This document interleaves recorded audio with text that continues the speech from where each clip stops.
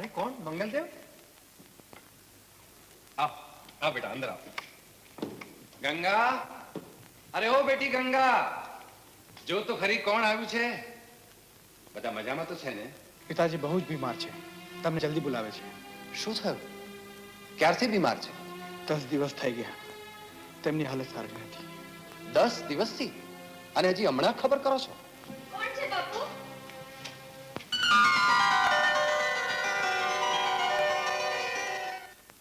દીકરી ગંગા, કાળુને કે મારી ઘોડી જલ્દી તૈયાર કરે. મારે અત્યારે તારાનગર જવું પડશે. કેમ બાપુ, શું થયું? મારા પિતાજી બહુ જ બીમાર છે. 10 દિવસથી બીમાર છે. મંગલદેવ, તમારા પિતાજી મોટા જ્યોતિષી ભલે હશે, પણ હું કઈ જેવો તો વૈદ્ય નથી. અરે મને ખબર પણ ન કરે. જા જા બેટી, જલ્દી તૈયાર થવાનું કે.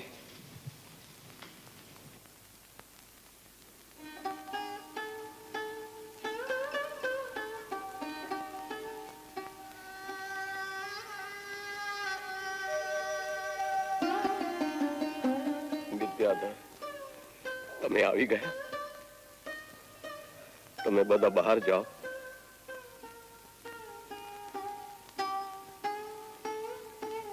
દીકરા મંગળ, તું ઉભો રહે. વિદ્યાધર, મારો સમય આવી ગયો. જો તમે ના આવ્યા હો તો ઘણું જ મોટું અનર્થ થઈ જાત. વિદ્યાધર, મારા ગુરુભાઈ, મેં તમને વચન આપ્યું હતું કે જો તમારે ત્યાં પુત્રી થશે તો હું એને મારી પુત્ર વધુ બનાવીશ. હું જાણું છું કે તમે મારાથી કેમ નારાજ છો કે અત્યાર સુધી મંગળ અને ગંગાના વિવાહ હું કેમ ટાળતો રહ્યો. દીકરા મંગળ, જરા ધ્યાનથી સાંભળ. વિદ્યાધર, તે ગંગાની જન્મ કુંડળી બનાવી છે. એમાં જોયું તો ગંગા એક અશુભ ચોઘડિયામાં જન્મી છે. જે કોઈ એની સાથે લગ્ન કરશે તે 5 વર્ષની અંદર અંદર મરી જશે અને ગંગા વિધવા થઈ જશે. એને ચાંદ બુછાઈ જશે. એક તરફ તમારું વચન છે અને બીજી તરફ હું જો આ વિવાહ કરું છું તો મારા દીકરાના મોતને આમંત્રણ આપું છું. હે ભગવાન, આ કેવું ધર્મ સંકટ.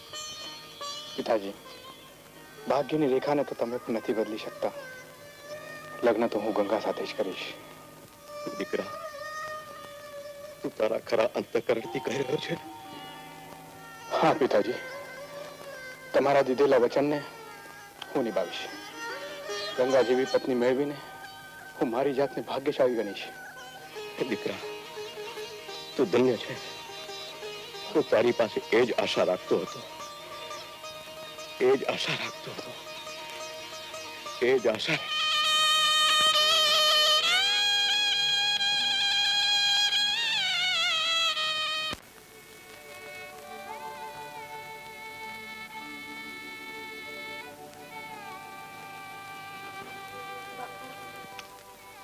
શું છે દીકરી? તમે શું મારી ચિંતા કરો છો બાપુ? તું તો જાણે છે દીકરી કે મંગળના પિતાથી મોટા બીજા કોઈ જ્યોતિષી નથી. તારી કુંડલી એમણે જ બનાવી હતી. મરતા પહેલા એમણે મને કહ્યું કે લગ્ન પછી 5 વર્ષની અંદર અંદર જ તું વિધવા થઈશ. બાપુ, શું મંગલદેવ આ વાત જાણે છે? હા દીકરી. તો શું એને મારી સાથે લગ્ન કરવાની ના પાડી? ના દીકરી, એણે કહ્યું કે લગ્ન કરશે તો તારી સાથે જ કરશે, નહીં તો કુંવારો રહેશે. તો પછી તમારી આંખોમાં આંસુ કેમ? આવો જમાઈ મેળવીને તો તમારે ગર્વ અનુભવવો જોઈએ. એમને પામીને હું તો ધન્ય થઈ જઈશ. દીકરી, તું મારી એકની એક દીકરી છે. તારા સિવાય આ દુનિયામાં મારું બીજું કોઈ જ નથી. તારો પિતા પણ હું છું અને તારી માં પણ હું જ છું. પણ તારું સૌભાગ્ય 5 વર્ષમાં બાબુ, શું બધી સ્ત્રીઓ અખંડ સૌભાગ્યવતી રહે છે? વિધવા થવાના ડરથી શું પિતા પોતાની પુત્રીઓને કુંવારી રાખશે? લલાટે લખેલા લેખ કોણ ભૂસી શકે છે? તારી વાત સાચી દીકરી, પરંતુ હાથમાં દીવો લઈને કૂવામાં થોડું પડાય છે. બાપુ, તમે મને મહાદેવને અર્પણ કરી છે. હું નાની મોડે મોટી વાત તો નથી કરતી, પણ જો મારી શિવ ભક્તિમાં શક્તિ હશે તો હું મારા ભાગ્યને પણ પલટાવી નાખીશ. મને આશીર્વાદ આપો અને લગ્નનો સંદેશો મોકલાવી દો. હા દીકરી, સંદેશો મોકલાવી દઉં છું. હું પણ કેવો ગાંડો છું. આખરે તો તું પારકી થાપણ છે. એક ને એક દિવસ તો તને વળાવી જ પડશે. પણ દીકરી, હવે હું જાજુ નહીં ખેંચું. એક વાર, ફક્ત એક વાર હું બોલાવું તારે આવી જજે બેટા. ચોક્કસ આવીશ બાપુ, ચોક્કસ આવીશ.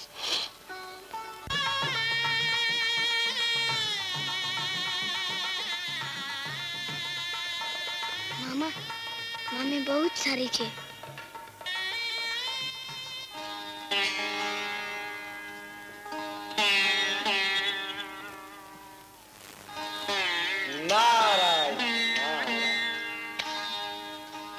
મુનિરાજ, આપ અને અહીંયા તમે આંખ બંધ કરીને બેસી જાઓ એટલે અમારે આંખો બંધ કરી લેવી?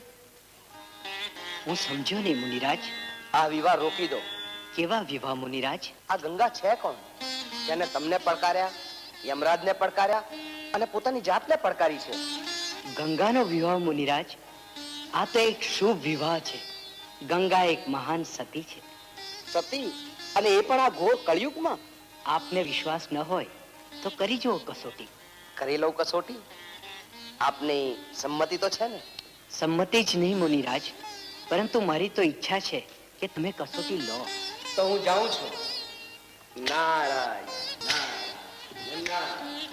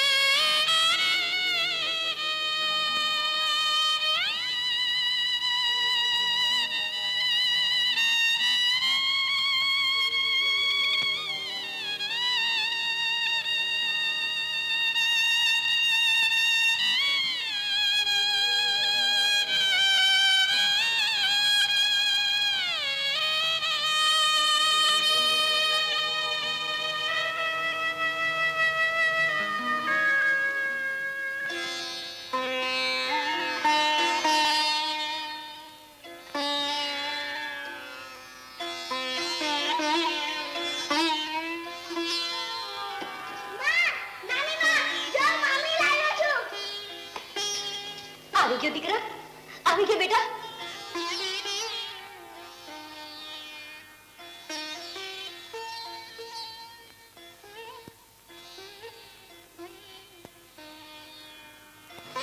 જીવતી રે દીકરી, જીવતી રે બેટા. અખંડ સૌભાગ્યવતી થા. તારું હું શું સ્વાગત કરું બેટા. આજે તારા સસરા હોત તો આખા ગામમાં દિવાળી હોત, પણ આજે તો આ ઘરમાં ચારે તરફ અંધારું છે બેટા, અંધારું. અમે બે વિધવાઓ આ ઘરની અંદર અમારા દિવસો વિતાવી રહ્યા છીએ.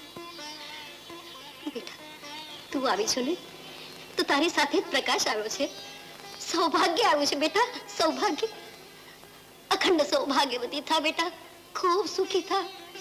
તારો ખોળો ભરાય, અમર રહે તારો ચાંદલો બેટા. દીકરી, તું તો આ ઘરની લક્ષ્મી છે. લે બેટા, આ ચાવીઓ આજથી તારે જ આ ઘર સંભાળવાનું છે. હું અને મંગળ ઉભો ઉભો જુએ છે શું? વહુને અંદર લઈ જા, બિચારી થાકી ગઈ છે. જાઓ બેટા, અંદર જાઓ.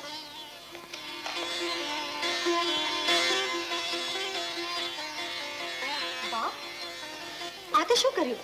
આવતાની સાથે જ આખા ઘરની ચાવીઓ સોંપી દીધી. દીકરી, આજ તો આપણા ઘરનો રિવાજ છે. જો બહુ કેટલી બધી સુંદર છે. ખરેખર ગંગા છે, ગંગા. અત્યારથી આટલા બધા વખાણ કરવાની જરૂર નથી બા. હજી તેલ જો, તેલની ધાર જુઓ. અરે અભાગણી, તારાથી તો કોઈનું સુખ જોવાતું નથી. શું નામ છે તારું? શંકર. શંકર? વાહ, બહુ સરસ નામ છે. મમ્મી, તમે મને બહુ જ ગમો છો. તું પણ મને બહુ જ વાલો લાગે છે. આપે મને યાદ કરી મુનિરાજ.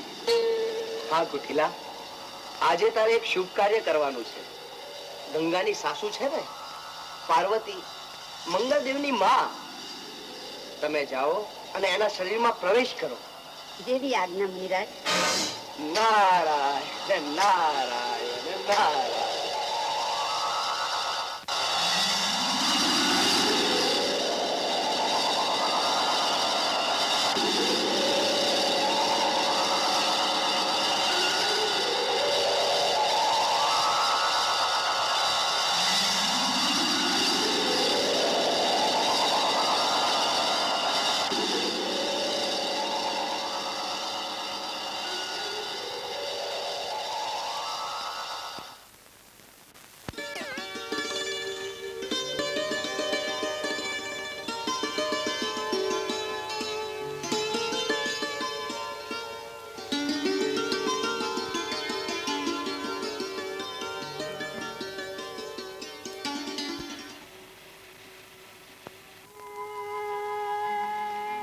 આ શું ગંગા?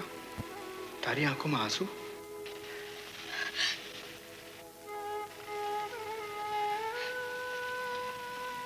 સ્વામી, તમારા ચરણોની દાસી બનાવી મારા પર આવો મહાન ઉપકાર શા માટે કર્યો? ઉપકાર તો ઈશ્વરનો માન ગંગા. આપણો આ સંબંધ તો ભાવભાવનો છે. સ્વામી, મારા પર આટલી મોટી કૃપા કરી છે તો એક કૃપા વધુ કરશો? બોલ ગંગા. મારું ભાગ્ય મારી કસોટી કરી રહી છે. એનો સામનો હું કરી શકીશ કે નહીં એવું નથી જાણતી, પણ એટલું જાણું છું કે મારા ભોળિયા મહાદેવે હંમેશા પોતાના ભક્તોની લાજ રાખી છે. હું ભોળાનાથની ઉપાસના કરીશ. મારી ભક્તિને તપસ્યાથી હું એને પ્રસન્ન કરીશ. મને વચન આપો કે મારી કારમી તપસ્યામાં તમારો સદાય સહયોગ રહે. કેવો સહયોગ ગંગા? મેં પણ લીધું છે કે 5 વર્ષ સુધી હું તમારી સાથે સહવાસ નહીં કરું.